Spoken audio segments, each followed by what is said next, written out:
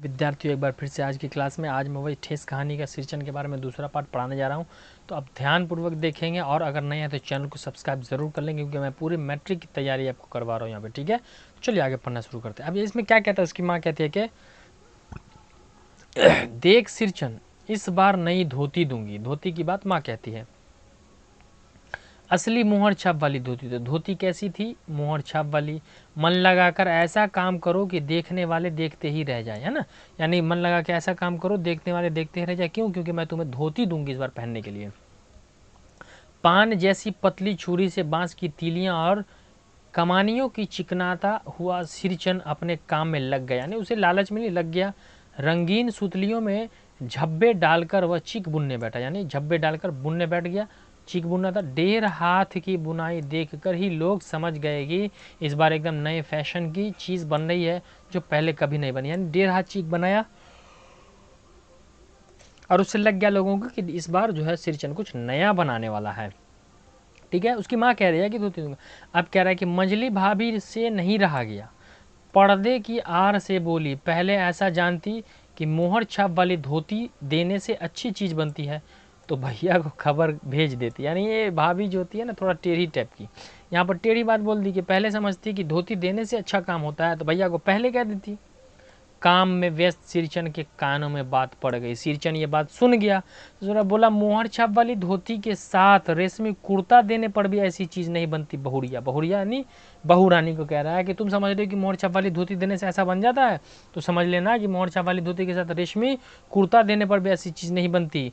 मानू दीदी काकी की सबसे छोटी बेटी है, यानी मानू दीदी है सबसे छोटी बेटी, इसलिए सिरचन जो है वो बना दे रहा है, वरना रेशमी कुर्ता और धोती देने पर भी ऐसा नहीं बनता है, सिरचन ने कहा। ठीक है, अब आगे क्या कहा कि रेशमी कुर्ता देने पर भी ऐसा नहीं बनता हो तो मानू दीदी है चाची की सबसे छोटी बेटी है।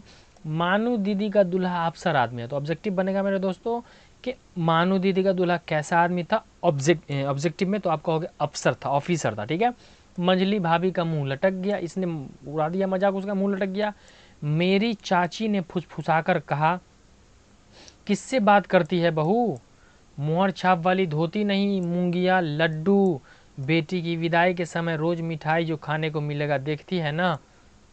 वो कह रही है कि खाली रेशमी कुर्ता धोती है नहीं, मूंगी की लड्डू भी देखने को खाने को मिलता है। दूसरे दिन चिक की पहली पाती में 7 तारे जगमगा उठे, 7 रंग के। यानी 7 दूसरे दिन फिर आया बिनने के लिए। यहाँ पर आप फोटो में देख सकते हैं, यहाँ पर सिरचन बैठा हुआ है यहाँ पर और बिन रहा है। तो 7 रंग के डाले। सत भैया तारा, आसमान में अभी आप देखोगे तो सत भैया तारा होगा, तो अपनी दादी या माता जी से पूछोगे तो बता देंगे वो। अब कह रहा है सिरचन जब काम में मगन रहता तो उसकी जीभ जरा लटक जाती थी। यानी ठेहुना पे जैसे बैठा हुआ तो जीभ यहाँ पे लटक जाती थी। ओंठ पर, ओंठ यानी लोल पर, अपने काम में मगन सिरचन को खाने पीने की सुधि नहीं रही, यानी खाने पीने की भी चिंता नहीं रहती। चिक में सुतली के फंदे डालकर उसके पास खड़े सूप पर निगाह डाली। चूरा और गुड़ का एक ढेला था। यानी काम के बाद सूप पर निगाह पड़ी तो चूरा और गुड़ का एक सूखा ढेला। मैंने लक्ष्य किया, सिरचन की नाक के पास 2 रेखाएं उभर, यानी सूखा चूरा और वो चूरा गुड़ देख करके उसके नाक गुस्से से तिलमिला गया। दौड़ कर माँ के पास गया, माँ आज सिरचन को कलेवा किसने दिया? तो कलेवा का अर्थ होता है सुबह का जलपान, नाश्ता किसने दिया? सिर्फ चूरा और गुड़। माँ रसोई घर के अंदर पकवान आदि बनाने में व्यस्त थी।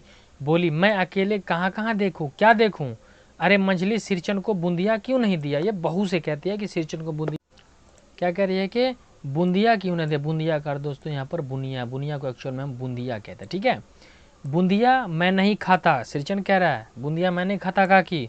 सिरचन के मुंह में चूरा भरा हुआ था, गुड़ का ढेला सूप में एक किनारे पड़ा अछूता। अछूता यानी उसने चूड़ा तो खाया, गुड़ के ढेला को छुआ भी नहीं। माँ की बोली सुनते ही मंजली भाभी की भौं तन गई। मुट्ठी भर बूंदिया सूप में फेंक कर चली गई। यानी माँ ने कहा कि चूड़ा क्यों नहीं दिया सिरचन को, तो मछली बहू जो थी वो मुट्ठी भर बूंदिया लाया, सूप में फेंक के चली गई। सिरचन ने पानी पीकर कहा, मंजली बहू रानी, अपने मैके से आई हुई मिठाई भी इसी तरह हाथ खोल कर बांटती। उसने मजाक उड़ाया, क्यों? क्योंकि उसने थोड़ा दिया तो वही कह रहा है कि ऐसे ही लगता है कि ढेरकी ढेरकी सबको दे देती हो, बहुते बहुते दे देती हो, ये और बमगी। कह रहा है बस। मंजली भाभी अपने कमरे में बैठकर रोने लगी। मंजली भाभी को सिरचन ने डांटा तो वो जाके रोने लगी। चाची ने माँ के पास जाकर कहा कि छोटी जाति का आदमी मुंह का भी छोटा होता है। सिरचन को कह रहा है छोटी जाति का आदमी मुंह का भी छोटा होता है, मुंह लगाने से सिर पर चढ़ेगा ही। किसी की नैहर ससुराल की बात क्यों कर रही है? चाची जाके माता जी को कह दिया। मंझली भाभी माँ की दुलारी बहू है, मंझली भाभी माँ की दुलारिया बहू है। माँ तमक्कर बाहर आई, माँ जो थी वो तमक्कर बाहर या तमकना करते गुस्से में। सिरचन तुम काम करने आए हो, अपना काम करो, बहुओं से बदकुटनी करने की क्या जरूरत है? बात हो तो मत क्या करो किसी से। जिस चीज़ की ज़रूरत हो मुझसे कहो, यानी क्या कह रहा है? माँ जी कह रहे हैं कि जिस चीज़ की ज़रूरत हो वो मुझसे कहो। सिरचन का मुँह लाल हो गया। सिरचन का मुँह कैसा हो गया? लाल हो गया। उसने कोई जवाब नहीं दिया, बांस के टंगे हुए अधेरे चीक में फंदे डालने लगा। सिरचन खिसिया गया और कोई जवाब न दिया। बांस पर चीक जो टंगा था उस पर ध्यान देने लगा, और इसका आप देखो यहाँ पर खिसकता कैसे है वो, यानी वो खिसिया गया। सिरचन का मुंह लाल हो गया, वो फुफकार उठा और चीक को बनाने पर ध्यान देने लगा। अब आगे देखते हैं हम, ठीक है। चीक में फंदा डालने लगा। अब क्या कह रहा है यहाँ पे कि मानू दीदी चाची की छुटकी बेची, मानू पान सजाकर बाहर बैठक खाने में भेज रही थी, यानी मेहमानों के पास जा रही थी। चुपके से एक पान का बीरा सिरचन को दे देती हुई बोली। तो यहाँ पर सवाल बनता है कि सिरचन को पान का बीरा किसने दिया? मानू ने। किसने दिया? मानू ने दिया।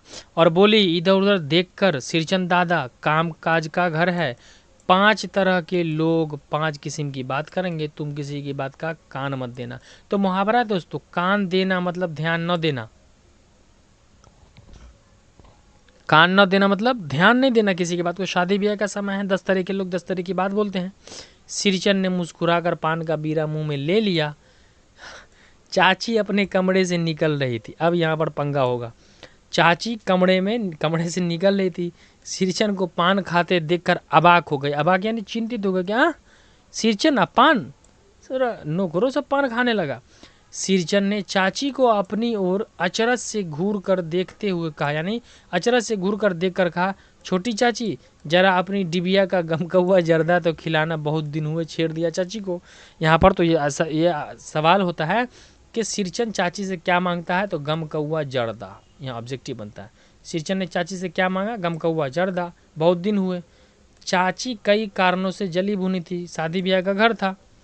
सिरचन से गुस्सा उतारने का ऐसा मौका फिर नहीं मिलता। झनकती हुई बोली, मस्खरी करता है यानी मजाक करता है, तुम्हारी बढ़ी हुई जीभ में आग लगे, यानी कह रहा है कि तुम्हारी जवान चलती है बड़ी, तुम्हारे में जवान में आग लगे। घर में भी पान और गमकौआ जर्दा खाते हो का? सिरचन को क्या कह रही है कि घरों में इतर का जब गमकौआ जर्दा अब पान खाता है का, कि तू हमरे से पान और गमकौआ जर्दा मांग रहा है। चाची खिसिया जाती है, गमकौआ जर्दा मांगने पर ये सिरचन मांगता। चाची खिसिया जाती है कि घरों पर तो ऐसी जर्दा पान वाला खाता है का, कि यहाँ पर पान मांग रहा है गमकौआ। चटोर कहीं का, मेरा कलेजा धड़क उठा, मेरा यानी लेखक का। तो यहाँ पर चटोर कहता है ना, उसका कलेजा धड़क उठा। बस सिरचन की उंगलियों में सुतली के फंदे पड़ गए। मानो कुछ देर तक वह चुपचाप बैठा, पान को मुंह में घुलाता रहा, फिर अचानक उठकर पिछवाड़े थूक आया। सिरचन को चाची ने जब तमसा करके कहा कि तू अपने घर पर वैसे ही पान खाता है का, चटोर कहीं का। बस सिरचन धीमे पड़ गया काम में और कहा, पान को मुंह में गुलियाते हुए पिछवाड़ा में जाके थूक आया, यानी घर के पीछे में थूक आया। अपनी छुरी हंसिया वगैरह समेट कर संभाल कर झोले में रख लिया। चाची को जब गमकौआ जर्दा का मजाक किया, चाची बेइज्जत कर दी। टंगी हुई अधूरी चीख पर एक निगाह डाली और हनाहनाता हुआ आंगन से बाहर निकल गया। इसको सिरचन को इससे अच्छा मौका मिलता नहीं भागने का। ये ले करके अपना सामान उमान लिया और झोले में रख करके भागने को निकल लिया। अब क्या कर रहा है? चाची बरबर आई, अरे बाप रे। बूढ़ी लोगों का सुनोगे आप लोग तो यह कहेगी, चाची कह रही है अरे बाप रे, इतनी तेजी, कोई मुफ्त में तो काम नहीं कर रहा था। सिरचन भाग रहा था इसलिए कहते कि अरे बाप रे, इतनी तेजी, कोई मुफ्त में काम कर रहा था। 8 रुपए में मोहर छाप वाली धोती आती है। तो देखो ऑब्जेक्टिव खुद ब खुद कह दिया आपको यहाँ पर कि मोहर छाप वाली धोती कितने रुपए में? कितने रुपए में? हाँ 8 रुपए में, ये याद कर लेना। इस मुझौसे के न मुंह में लगाम है न आँख में शील यानी पानी। इसके मुंह में लगाम नहीं है, न इसके मुंह में आँख में पानी है। पैसा खर्च करने पर सैकड़ों चीके मिलेंगे।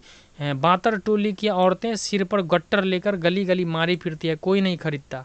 मानू नहीं बोली, चुपचाप अधूरी चीख देखती रही। 7 तारे मंद पर गए। माँ बोली, जाने दे बेटी, जी छोटा मत कर, मानू मेले से खरीद कर भेज दूंगी। यानी बेटी को माँ कह रही है चाची कि तू दिल छोटा मत कर, मेले से खरीद कर दे दूंगी, और सिरचन चला जाता है। अगला पार्ट आपको कल मिलेगा फिर।